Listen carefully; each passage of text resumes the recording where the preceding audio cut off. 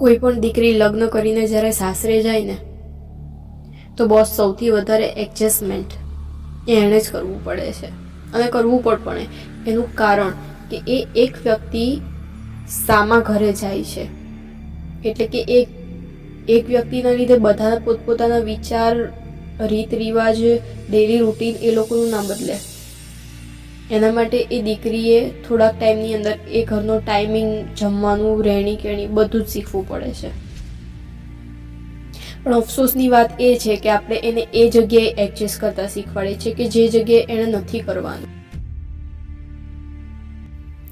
જમવા બેસીએ ને એટલે કદાચ માનો કે એક જણનું શાક ઓછું બન્યું છે કે કોઈ વસ્તુ સારી એક જણ પૂરતી જ છે, એટલે સાસુ સલાહ આપશે કે એ લોકોને વડાપાઉં ખાઈ લેવા દે, એ લોકોને કોઈ સારી વસ્તુ પડી તો એ લોકોને ખાઈ લેવા દે, આપણે લેડીઝ તો અથાણું ને ભાખરી પણ ખાઈ લઈશું.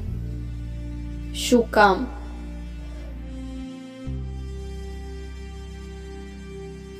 તમને ખબર છે લેડીઝની મોટામાં મોટી પ્રોબ્લેમ જ આ છે. ફેમિલી એક લેડીઝ માટે ઇમ્પોર્ટન્ટ હોય છે. એક કોઈ પણ હોય, દુનિયાની કોઈ પણ લેડીઝ માટે પોતાનું ફેમિલી ઇમ્પોર્ટન્ટ હોય છે. બટ પ્રોબ્લેમ ત્યાં આવે છે કે લેડીઝ ક્યારેય શીખી નથી કે પોતાની જિંદગી, પોતાની લાઈફ, પોતાના શોખ, પોતાને શું ભાવે છે, શું નથી ભાવતું, એને ક્યારેય એણે પ્રાયોરિટી આપી જ નથી.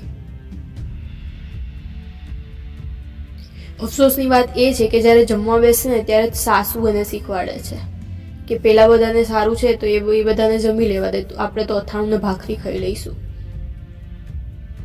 આ સાસુનો સંઘર્ષ છે કે એમણે 25 વર્ષ 50 વર્ષ સુધી એ જતું કર્યું છે કે હું તો આમ ઘણા સાસુ કહે હું તો અથાણું ને ભાખરી ખાઈ લઉં પણ મારા પરિવારને સારું ખવડાવું.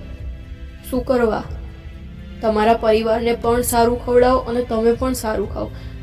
ઘણી લેડીઝ છે ને દૂધ નથી પીતી, ઘણી લેડીઝ પૌષ્ટિક આહાર નથી લેતી. જ્યારે જમવાની વાત આવે ને તો એમ કે આપણે તો ચાલશે, શું કરવા ચલવી લેવું છે. ખરેખર કોઈ પણ ઘરનો મુખ્ય આધાર સ્તંભ છે ને એ લેડીઝ હોય છે. લેડીઝ થકી આખો પરિવાર જોડાયેલો રહે છે. સવારે કોને નાસ્તામાં શું જોઈશે, રાત્રે જમતી વખતે કોને દૂધ પીવાની આદત છે, કોને નથી, બપોરે જમવામાં કોઈને શું ભાવશે, કોને શું નથી ભાવતું, એ બધાની કાળજી એ દીકરી, એ વહુએ રાખવાની હોય છે. કોઈ પણ માણસ સાજું માંદું થાય એટલે એને ટાઈમે દવા આપવાની, ટાઈમે જમવાનું આપવાનું. ડૉક્ટરે કઈ વસ્તુની પરેજી પાડવાની કીધી છે, બધી જ વસ્તુનો આધાર એ એક દીકરી એટલે કે એક વહુ ઉપર હોય છે. અને જો એ વહુ નામનું પાત્ર જ સાજું નહીં હોય, એ વહુ નામનું પાત્ર જો અડીખમ નહીં હોય તો પછી એ ઘર ખોખલું થઈ જશે. સાસુ છે ને ખરેખર ખોટું બોલે છે અને ખોટું શીખવાડે છે કે એ બધાને જમી લેવા દે, આપણે તો આ ચાલશે. ખરેખર આ બધી શરૂઆત છે ને સાસુએ કરવી જોઈએ કે એ બધા સારું ખા અને તું પણ સારું ખા, કારણ કે તારે બધાને સાચવવાના છે.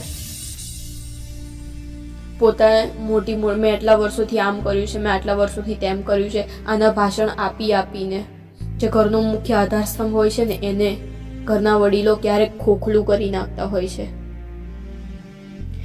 ઘણી વખત સાસુમાઓ બેઠા બેઠા અફસોસ કરે છે કે હું તો આટલી બધી ભણેલી છું પણ અફસોસ કે મારું ફ્યુચર બગડ્યું પણ મારી છોકરીને નહીં બગડવા દઉં.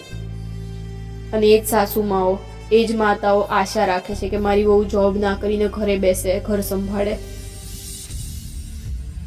ઇટ્સ ઓકે, તમે સંઘર્ષ કર્યો એ તમને ધન્યવાદ છે, આભારને પાત્ર છો તમે.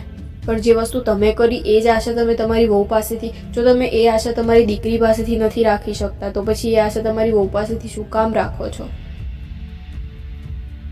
આજે તમે ઉદાહરણ આપો છો તમારી વહુને કે હું આટલું બધું ભણેલી છું પણ મારું કરિયર ના બનાવી શકી, આમ છે તેમ છે, તો એટલીસ્ટ તમે તમારી વહુને એવી બનાવો, એ લાયક બનાવો કે કાલ સવારે એ જો એની વહુ આવે ને તો એને સારું ઉદાહરણ આપી શકે, સારું એક્ઝામ્પલ આપી શકે.